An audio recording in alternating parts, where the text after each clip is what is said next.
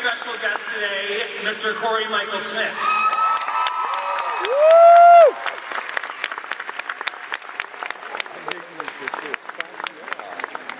All right, well, congratulations on the success, guys. This is great. Now, you guys were part of the big summer, the San Diego Comic-Con Night of 1,000 Warner Brothers DC Comics Stars. But is this your first dedicated West Coast panel? Yes, it is. Nice. Well, let's give them a round of applause, guys. Woo! So, when did you guys realize that Gotham was connecting with fans? Today?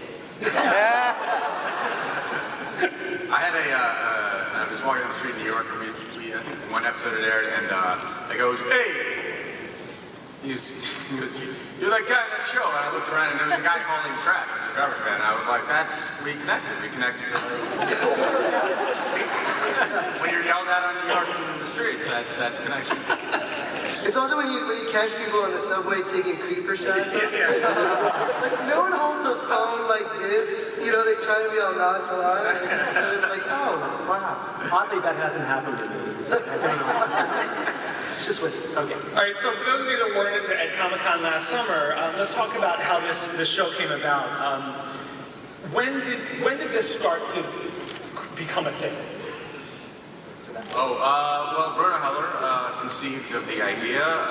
You would have to ask him at what sort of bizarre place his brain it came out of, but he approached Peter Roth, who runs Warner Brothers Studios and television and DC, and wanted to do an origin story set in the world of Batman, but revolving around a rookie detective by the name of Jim Gordon. He met Danny Cannon, who directed the pilot as another executive producer. Danny is, I think we can rightly credit him with sort of helping to create the visual style of the show and the world, create a very specific universe that is similar to ours, but slightly in the past. Then they asked me to play the role. We had a series of meetings, and they talked about kind of what they wanted to do, broad strokes. I signed on, Donald Logue signed on, and it all kind of, But this role was, I mean, Bruno basically wrote this with you in mind, correct? He did, yeah. Bruno and I did a pilot the year before that together. It didn't go to series, and it didn't go to series. I went back to my couch, he went back to The Mentalist, and 6 months later, he called me and said, I got a job for you. He said, I'll start tomorrow. And how is that? How is that, like, finding out, like, oh, this guy wrote a show for me? It's crazy flattering. No one's written anything with me in mind ever, except my mother wrote me a postcard once. Like, no one's ever written anything for me, so it's pretty hard not to just... I wrote this with you in mind. Yes, I'll do it. But their pitch was really great. I mean, to see the origins of all of these characters, from the Penguin to the Riddler, Commissioner Gordon, obviously Bruce, it's just a cornucopia of storylines and characters, and it's all imbued with this mythology that we are all familiar with. Reading a pilot script, I'm not the deepest fan of it, and I knew everything. I was like, oh, I know this person and this person, and I can't wait to see what happens next. It's a brilliant idea.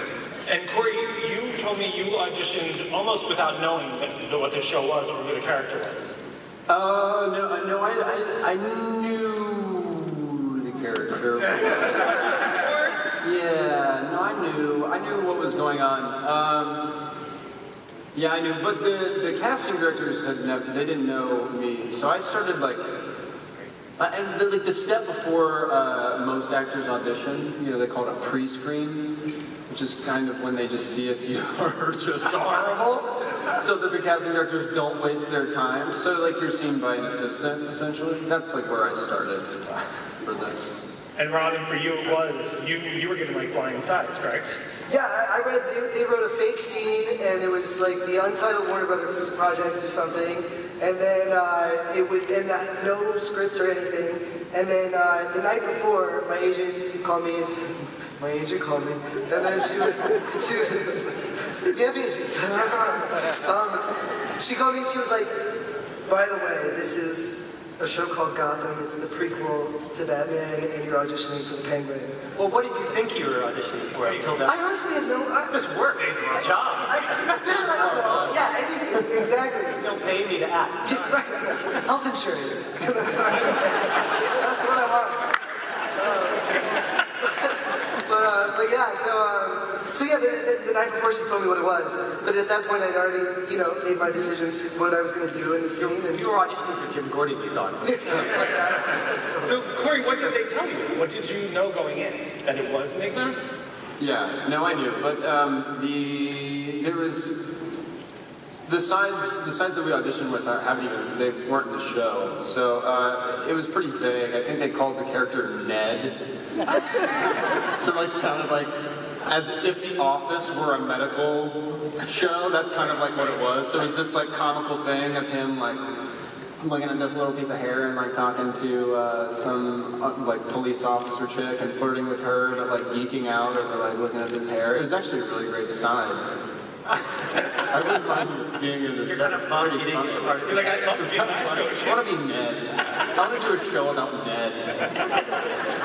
So, all right, so Ben, you mentioned, like, these are characters that everyone knows. Even if you've never picked up a comic book, you know who Jim Gordon is, you know who the Penguin and the Riddler are.